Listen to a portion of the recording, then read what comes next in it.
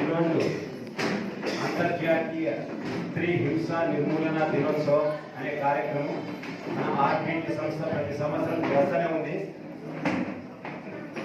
ఈ యొక్క మంచి కార్యక్రమానికి ప్రతి సంవత్సరం పల్లెల నుంచి మీరంతా వస్తూనే ఉన్నారు మంచి ఉద్దేశంతో.